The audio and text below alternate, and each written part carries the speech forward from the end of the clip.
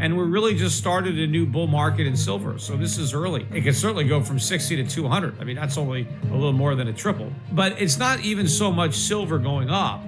That will be part of it. But it's really the US dollar going down. And that the dollar's dominance would eventually weaken, right? Yet the dollar remains the world's reserve currency, and Treasury auctions continue to attract buyers. What are you seeing today that convinces you the cycle is genuinely beginning to turn? Well, I think it already turned if you go back to the first time the Fed cut rates after having raised them in 2021. Long-term bond yields rose, and that was the opposite of what most had expected. Not me. I had basically forecast that rise in rates. But I think we've already seen that the Fed has lost control of the longer end of the yield curve. The bigger problem is the enormity of the debt now closing in on $40 trillion. And the trajectory, the rate at which the national debt is rising, with our budget deficits really unofficially clocking in around $3 billion per year. And interest on the national debt, the largest increasing line item, probably going to get to $2 trillion a year sometime next year, on a go forward pace. So this is completely unsustainable, and the bond market is beginning to price that in because there's going to be a default. The only question is how. Is it an honest default where the government doesn't pay? Is it kind of a quasi default where maybe they extend the maturities of the debt or lower the coupons or a combination? Or is it just massive inflation? Do they just print a ton of money? But either way, the bondholders are going to lose, and that's why they don't want to buy the bonds. That's why they don't want to hold the bonds. Yeah. I want to touch on those bonds a little later, but let's move to the metals now, right? Silver. Over the past 48 hours, Peter, you've described the recent pullback as a buying opportunity, if you like, and maintain that silver could eventually reach $200 an ounce. What's the evidence that tells you that this is a healthy correction rather than the market unwinding in overheated trade? Well, first of all, silver was kind of capped by some overhead resistance going back to 1980 at around $50. And it was turned back in 2011 before it could reach that peak. Even though gold more than doubled its 1980 high, it was almost at 2000. Silver didn't get up there. And then when gold broke through 2000 and went to 3,000, 4,000, silver really did nothing. It kind of was going sideways. And silver at one point got to an all-time record lows, well over 100 ounces of silver per 1 ounce of gold. And then all of a sudden silver exploded, and it really went from 30 to 120. It went up 4x in a very short period of time. So it was obviously unsustainable, way overbought, had to pull back at some point. And the catalyst was the breakout of the Iran war, and that started it. But, I think silver has pulled back. Right now, it's back above $60 an ounce. I don't expect it to go back below 50. So I think the old resistance is the new support. And we're really just started a new bull market in silver. So this is early when it comes to silver. And certainly if silver can go, from when I started buying it in the late 1990s, it was like $4 an ounce. Yeah. And so if it can go from $4 an ounce to $60 an ounce, or it can certainly go from 60 to 200. I mean, that's only a little more than a triple. But it's not even so much silver going up. That will be part of it. But it's really the US dollar going down. It means that you're going to need a lot more dollars to buy silver. You're going to be a lot more dollars to buy everything. So why should silver be excluded? Yeah, it's interesting you mentioned that, because I was going to ask you, is your bullish case for silver? So far, Peter Schiff has explained why he believes the real story isn't just about higher gold prices, it's about the declining purchasing power of the US dollar. His argument is that if inflation continues and the Federal Reserve is forced back into easier monetary policy, precious metals could benefit for years, not just months. If you're interested in gold, silver, inflation, and honest macroeconomic analysis, make sure to subscribe, hit the like button, and leave a comment below. Do you think gold and silver are still the best way to protect wealth in today's economy? Really about industrial demand, or is it fundamentally a monetary story? Well, it's both. I think that silver is going to go up even if we weren't creating inflation. I think based on all the new demand for silver, all the new uses for silver, with the huge increase in demand for power and electric power, and where silver is useful in that whole process, that means there's going to be a lot more demand for silver. There's just not a lot of supply. So just its own dynamic of supply and demand, absent inflation or any monetary premiums that start to build into silver, I think the price of silver is going to go up, just like the price of copper is going up. I mean, copper prices hit record highs. People aren't using copper as a store of value or as money, but they need copper, and for the same reason they need silver. Now there's industrial demand for gold too. There's plenty of it, but there's a lot more of a safe haven store of value. And central banks are not storing silver, they're not storing copper, but they are storing gold. But silver's got both going for it, and so I think you're going to see more industrial demand and more investor demand as an inflation hedge, as a levered play on gold. Because if gold does continue to rise, if gold goes back to 5,000, which I think it will, and then doubles to 10,000, silver should proportionally have a bigger increase. And as people see that, they will buy silver to get that leverage to gold. On the other side of the spectrum, Peter, if silver is such a strong long-term story, why have silver mining stocks not fully confirmed it? I mean, is the equity market missing the move here, or is it a questioning margins, costs, and execution? What do you think? Well, gold stocks, I don't think have moved either to reflect the price of gold. The analyst community has been much too bearish on gold and silver prices for a long time. And so they've never assigned a lot of value to the future earnings of these companies, which ultimately, determines their stock price. So I think at some point, analysts will adopt a more bullish view of precious metals. They don't understand why the prices have risen. They don't assume that it's sustainable. They figure that prices will come down. I think they're wrong. But once they consign themselves to the fact that these high prices are not only here to stay, but are going to continue to rise, once they accept that reality, then these stocks have to be repriced. And I think they will be repriced. That's why, I've been advising that people buy them now before that happens. Because once the investment community accepts what I already believe to be the case, these stocks are going to be trading at much higher prices. Peter, you've argued that the war is ultimately bullish for precious metals, right? And interesting, not because conflict itself creates the demand, but because governments finance wars with larger deficits and more money creation. At what point do you expect investors to start making that connection?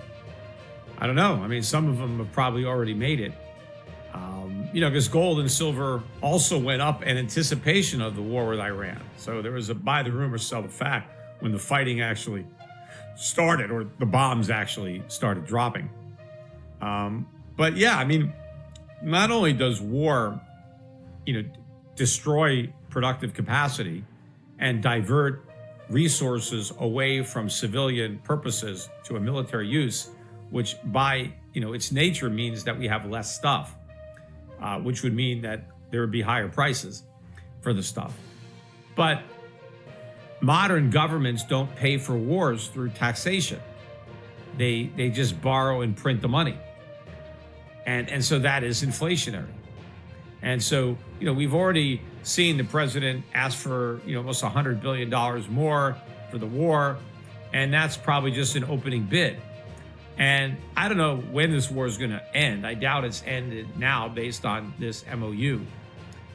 But even if we end up with peace, the peace is going to be expensive. So everything related to war is expensive. Where is the money going to come from to pay for it? We know for sure it's not going to come from tax hikes. It's not going to come from cutting other government spending to free up the resources. So it's going to come from debt and inflation.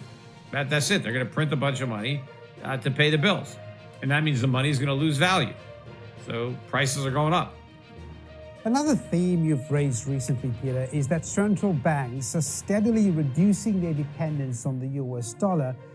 And some analysts agree diversification is happening, but they argue it's unfolding far too slowly to materially change the dollar's reserve status. Why do you believe the market is underestimating that shift? Well, I think there's a lot of complacency surrounding that and the dollar status. We kind of take it for granted in the United States, and part of it is the arrogance or hubris, involved, and we think there's really no alternative. We think the world is kind of stuck with the dollar, like our dollar, your problem, because they don't see an alternative. Like, well, what are you going to use, the euro? I mean, look at the yen. You can't use the yen. The British pound. Well, you can use that, or the Chinese. You're going to trust them. But the reality is, and I've been saying this for many, many years. This is where the discussion shifts from short-term market moves to long-term global trends. According to Peter Schiff, the bigger issue isn't daily price fluctuations. It's the gradual move by central banks away from the US dollar and toward hard assets like gold. Whether that transition happens quickly or slowly, it's a trend many investors are watching closely. You don't need another fiat currency. You just use gold. And I think that's what's happening. The central banks are de-dollarizing into gold. Gold is the replacement for the dollar because gold was the reserve before it became the dollar. And in fact, the only reason the dollar achieved that status in the first place was because of its gold backing. And not only was it backed by gold, if you owned dollars, you had a claim on gold that you could exercise whenever you wanted. It was an IOU for gold. And the dollar itself was really a weight of gold. So we went off that in 1971. And so the world has kind of been on this fiat standard. But now they can go back to gold. They can go back to backing their currencies with something real instead of with just, the worthless promises of the United States to pay you nothing. One criticism that you faced over the years isn't necessarily that your long-term thesis is wrong, right? But that investors who acted too early paid a significant opportunity cost. Now, looking back, how do you separate being early from simply being wrong? Well, I think the opportunity cost is being grossly exaggerated because, first of all, when I started recommending that people buy gold, in a professional capacity, but when I started it, it was the late 1990s. Yeah. And gold was under $300 and silver was, $4. So if you bought gold for $300 and now it's $4,000, it's not like you missed out on any gains. You actually got better gains than the overall stock market. Now, did gold beat every stock that you could have bought? Did it, no. There are stocks that went up more than gold. But if you just bought the S&P index, gold beat it. So did silver. So investors haven't missed out on gains by being in gold and silver. They've missed out on gains by being in cash. So if you just stayed in cash the last 20 years, yeah. But I never advocated that. Now, I didn't tell people to only own gold and silver. So I told people to own stocks too. I just mainly focused on foreign stocks. Now, in aggregate, those stocks have not done as well as U.S. stocks. But they've paid much higher dividends that we've been able to collect over the years. And some of our foreign stocks have done better than the average, U.S. stock. But on average, no, the U.S. market has outperformed. Although over the past few years, that's not been the case. In fact, last year was the biggest year in my career for outperformance of foreign stocks versus domestic. So, I'm not one of those so-called perma bears that just says, hold all your money in cash. Yes, I'm bearish on the U.S. economy, the macroeconomic fundamentals.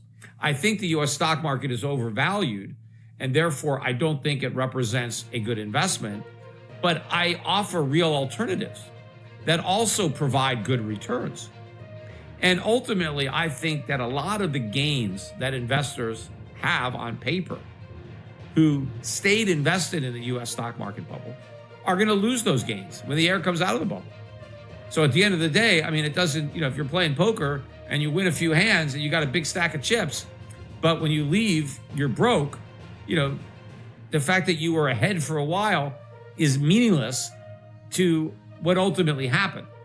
And I think the same thing is going to happen with a lot of American investors. They're going to give up a lot of their gains. Meanwhile, the U.S. bond market, which I've told people not to buy U.S. bonds have been a disaster. The yields have been very low, and inflation has destroyed the value of your principal. So anybody who bought foreign stocks instead of bonds, because I told people instead of buying bonds, buy high dividend paying foreign stocks, and they way outperform the U.S. bond market. One of the biggest lessons from this conversation is that successful investing requires patience and a long-term perspective. Markets can remain unpredictable in the short run, but understanding debt, inflation, monetary policy, and global capital flows can help investors make more informed decisions instead of reacting to every headline. So my investment advice over the last decades, even though it's been premature in that we haven't had the complete collapse of the U.S. financial system, the dollar hasn't crashed, right? The bond market hasn't crashed. My investment advice has been sound. And, could you have done better if you went all in on Bitcoin from the beginning? Sure. But I mean, you took a tremendous amount of risk to do that. And anything, with the benefit of hindsight, or you could have just bought all the Mag 7 stocks. But how many people actually did that? So, and it would be very reckless and irresponsible to do that. I mean, yes, now that we know the outcome, it's easy to say, because, I could find a winning lottery ticket and say, well, you should have bought that, right? It's easy. You should have played these numbers. Yeah, but how do you know that those are the numbers that are going to come up? You only know after the fact. So, I'm not a Monday morning quarterback. I'm telling people what to do, like on the field, right? In real time. And so yeah. I think the advice is sound. And I think the financial collapse that I have been warning about for a long time now is coming. And it's just going to be worse than it would have been had it happened a decade or two ago, because the problem is much bigger now than it was then. Yes, we succeeded in kicking the can down the road and delaying the day of reckoning, but because we did that, there's a lot more to reckon with. So, it's even more important to be prepared in advance for the crisis.